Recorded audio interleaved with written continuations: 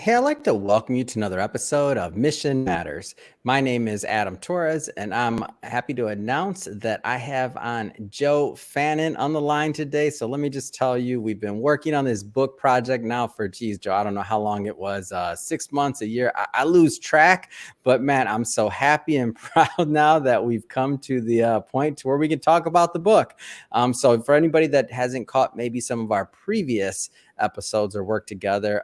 Joseph is the CEO of Fannin Professional Services.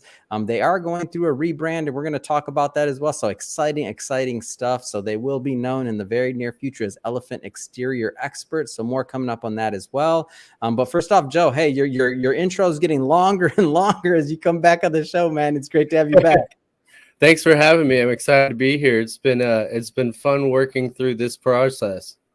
Yeah. Well, we're glad to have you back on, and as you're aware, and as our audience is aware, we're going to start this episode the way that we start them all, with what we call our Mission Matters Minute.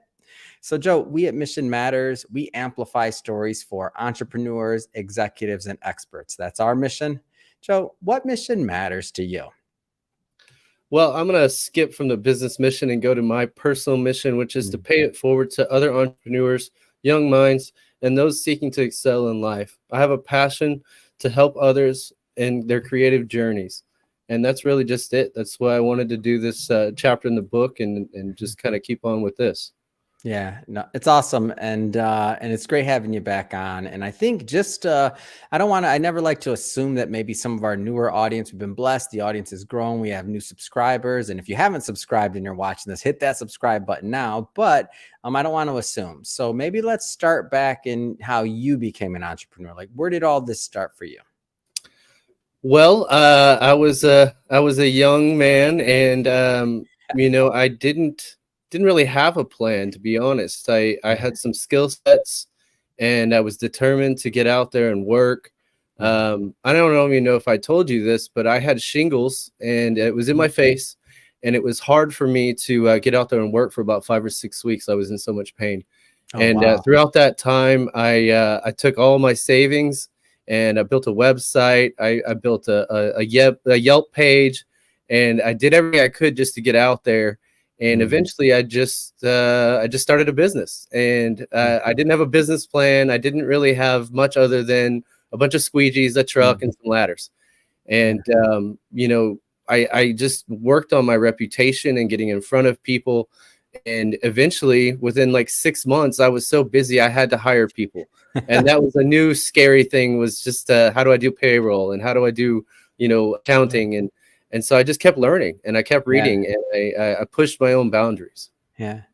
I want to stay in that earlier kind of segment a little bit longer, because I feel like so many of us are given these challenges in life. You had, a very painful one, shingles, and others have, maybe it's a job change, maybe it's the pandemic changed their situation, lots of different things.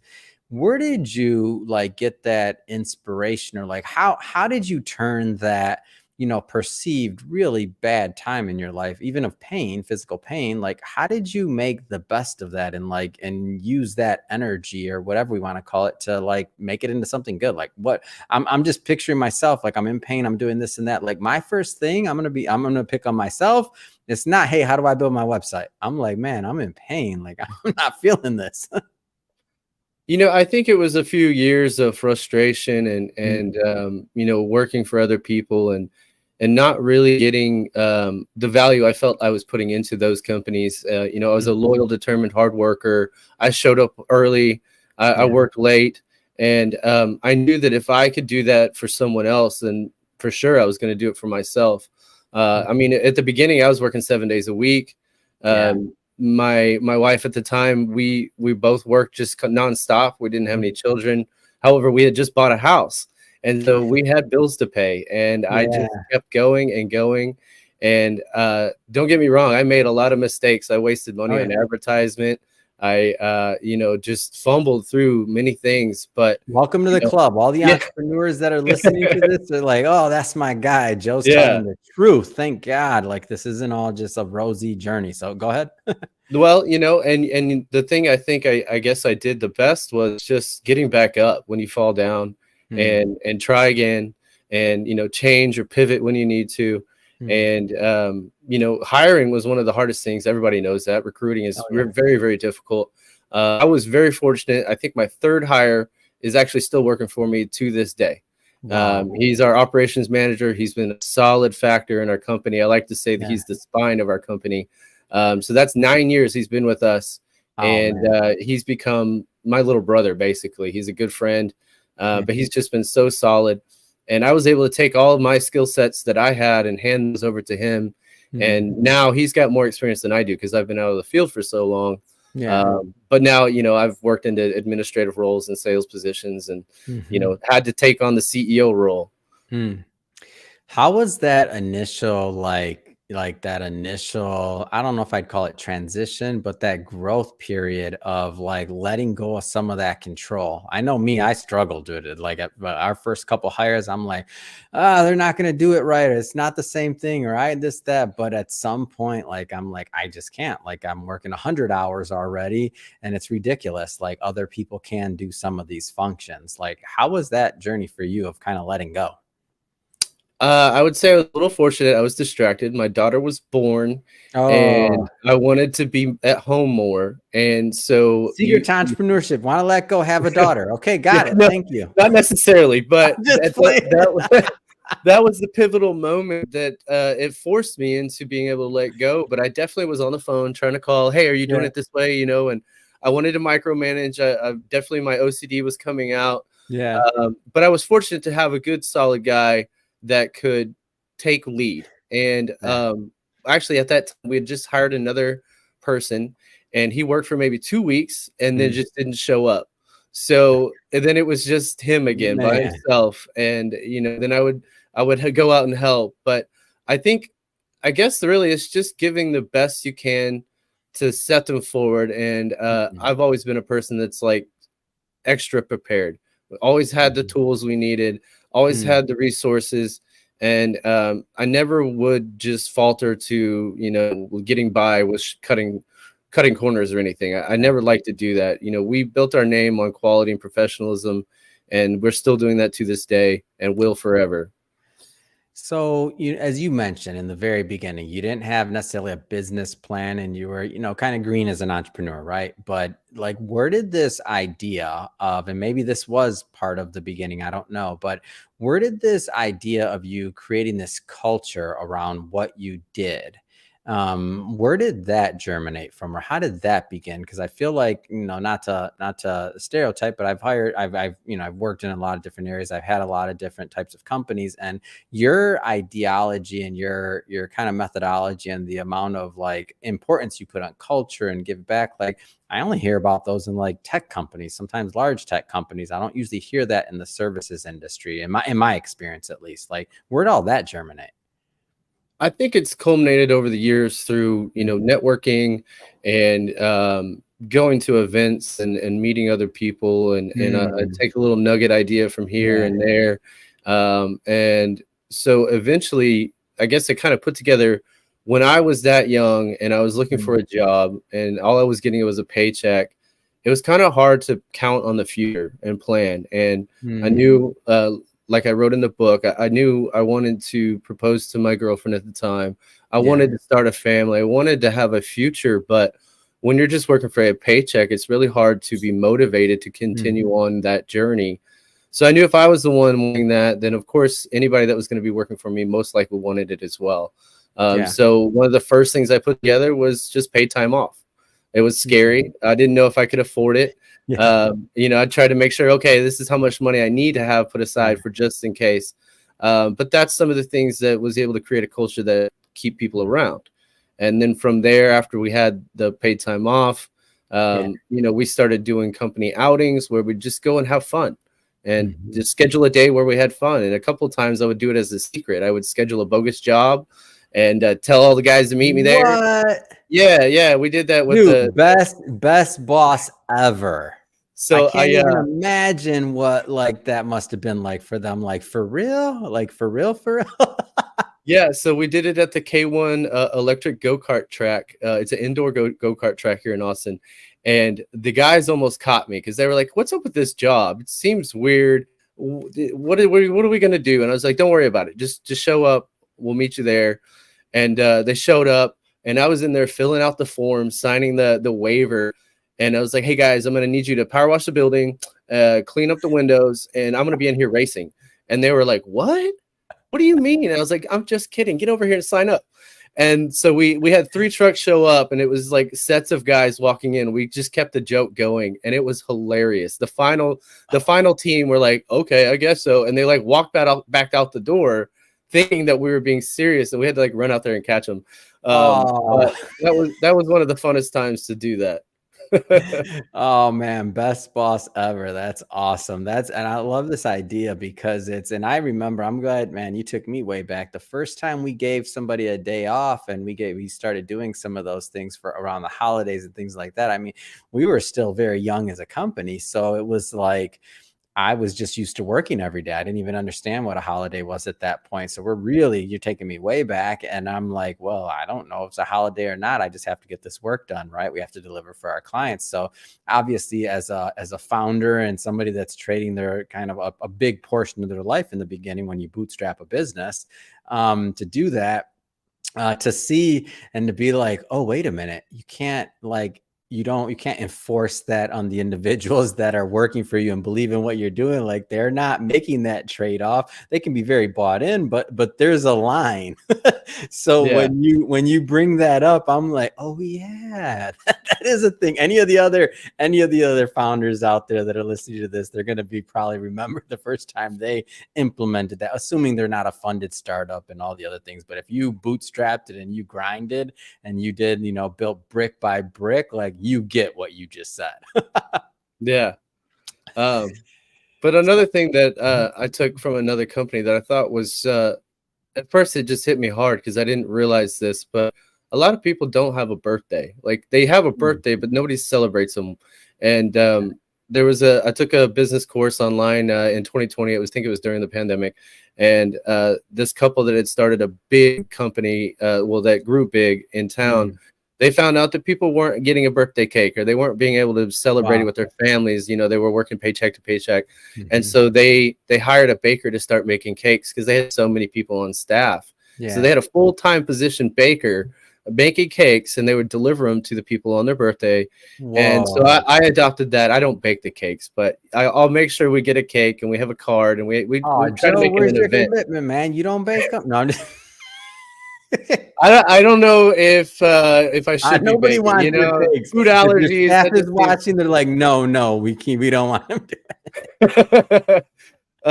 But also feedback from my team is it does hit positively that they do enjoy that, and half the time I'm giving a hard time because there's a cake left the next week. I'm like, hey, you didn't even eat it, but it's still the intentional moment to say, hey, happy birthday, we're here celebrating with you. And that becomes more important year after year because they can anticipate it. Yeah. And so the book, so just diving a little bit further into that, and for everybody watching, just so you know, we're not going to pick it apart because we want you to buy the book. So there'll be a link in the show notes. Yes, we do sell books. It's okay. Just pick it up. It's on Amazon. All good there. But Joe, in terms of the topic, you sharing your story, what do you hope that are some of the things that your readers will walk away from after kind of digesting the material? I think the best part about it is that there's no better time than now. If you have an idea, you need to get out there and execute it. Especially after the pandemic, 30% of businesses closed down. I was fortunate enough to be well established at that point.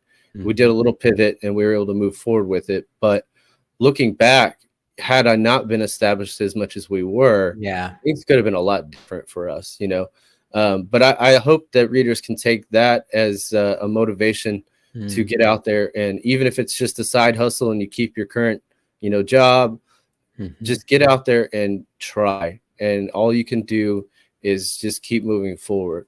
What Wayne Gretzky says, you miss 100% of the shots you don't take. Yeah. And you'll never know until you get out there and actually do it. Yeah. I want to talk a little bit about the rebrand you're going through because I mean I find the reasoning, I find like the concept. I've seen some of the first off, I love the way it's coming out. I know nothing's finalized, but I know some of the concept that you and I have talked about in the past. So I think it's just gonna be awesome. But elephant exterior experts. So obviously you're already successful with Fannin Professional Services. People know the name. Why the rebrand? Like what kind of drove that?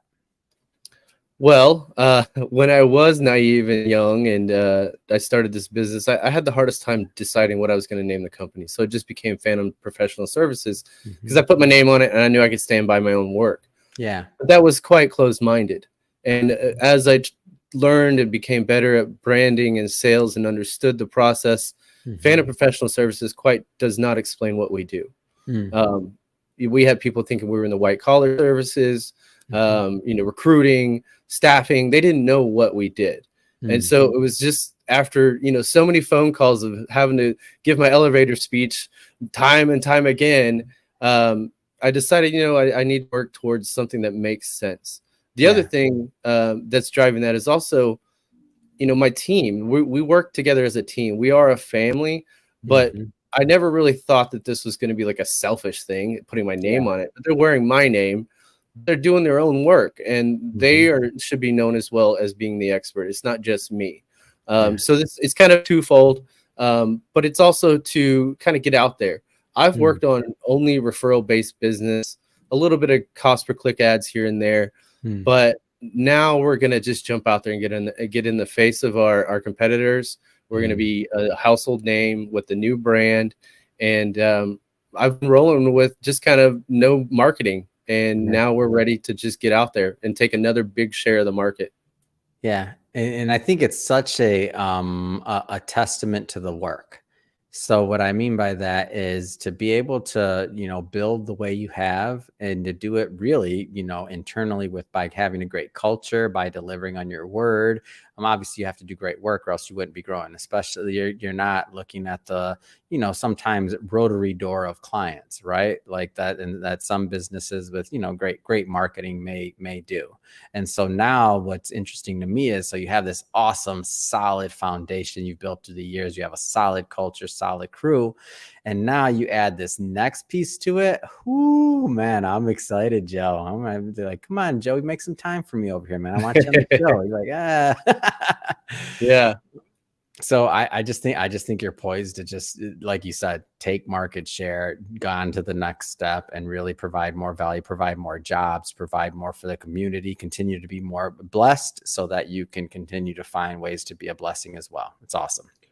Right. And it's also given us an opportunity to kind of change some of the things that we have learned that we don't want to do, pivot a little bit, modify our services that are a little bit more what people are wanting now versus what they wanted 10 years ago when I started.